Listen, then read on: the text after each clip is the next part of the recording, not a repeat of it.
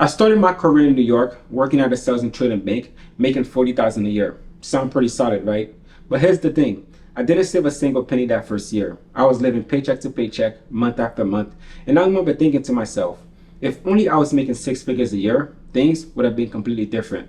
I could buy more, save more, and not really feel broke anymore. But then I noticed something crazy. Why are so many people who are high earners are still feeling like they're just scraping by? In fact, as of September 2023, more than 60% of Americans live paycheck to paycheck, meaning having little to no money saved from their paycheck after covering their regular expenses. You might not be able to pay your bills if you suddenly become unemployed or don't receive the next paycheck, according to a Lending Club report. Even people in higher income brackets are affected. More than half of Americans earning over $100,000 a year live paycheck to paycheck. Now, let's dive into why so many people with good income are still broke and how you can break away from that cycle. Let's jump into reason number one, the income versus living cost dilemma. There's a really good quote by Frank Hernandez that states that being rich is having money, but being wealthy is having time. What he's saying is that while money is great because you can earn, save, and invest it, time is even more valuable because once it's gone, you can't get it back. So true wealth is all about having control over your time, which lets you live a more balanced and fulfilling life. A big part of feeling rich comes down to how far your money can stretch. It's about what each dollar is worth based on where you live. Let's break it down with an example. Imagine two people both making $100,000 a year. One living in a high-cost area like New York or San Francisco, where 70% of their take-home pay go to basic living expenses. The other one live in a more affordable place where only 30% of their income is eaten up by essentials. The first person is going to feel a lot tighter financially compared to the second person who has way more left over each month to spend on things they actually enjoy. Now, some of this is definitely our own fault. I mean, no shame if someone with a six-figure salary splurging on luxury condos and fancy cars, right? That's their choice. But a lot of this is definitely out of our control, especially since so many high-paying jobs are tied to expensive cities. If you're trying to break into the entertainment industry, you might feel like you need to move to LA. If you're in tech, places like Silicon Valley or San Francisco might be the only option for you.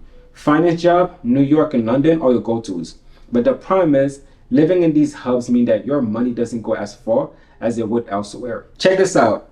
According to recent data, the largest chunk of US households, about 17%, are in the $100,000 to $150,000 income bracket. Then there's the $50,000 to $75,000 group, making up around 15.7%. But here's the problem. These high-income areas are becoming less affordable for first-time home buyers and are taking up bigger slices of the household income. So what's the solution? One option is to live outside these expensive hubs. Sure, it might mean a longer commute, but think about trading a cramped two-bedroom flat for a spacious countryside home with a big garden and even possibly a golden retriever. And if your job isn't tied to a specific location, you could also consider working remotely a few days a week. This not only saves you money on commuting, but also reduce the overall cost that comes with living in a pricey city. And if it's possible, you might even look into moving into a lower cost country altogether and working remotely from there. The key takeaway here is to evaluate the true value of your income based on where you live. Sometimes making a few changes in your living situation can make a huge difference in how wealthy you feel.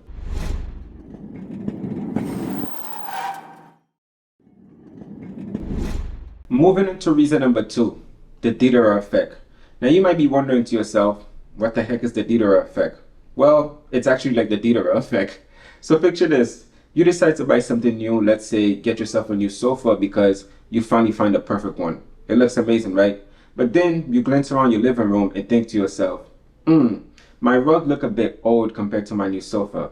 Guess what? Next thing you know, you're buying yourself a new rug to match. And before you know it, you're getting a new lamp and a new curtain, and maybe even thinking about redecorating the entire place.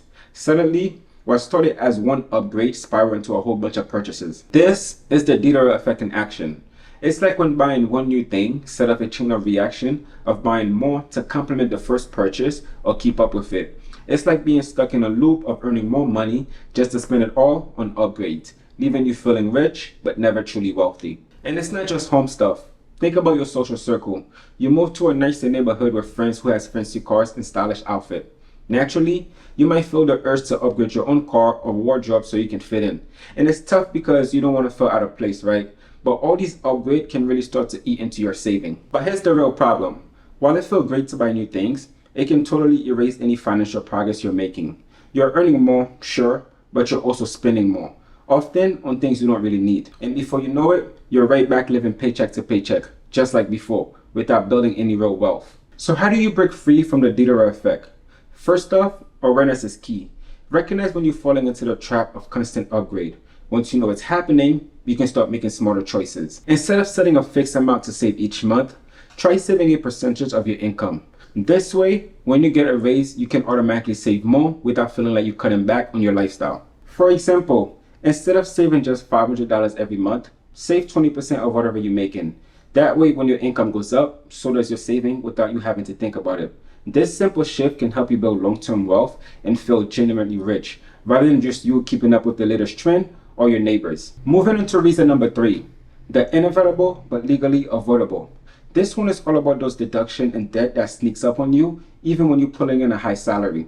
Let's talk about education first. Many high-paying jobs require some level of higher education or degree, which come with its own price tag.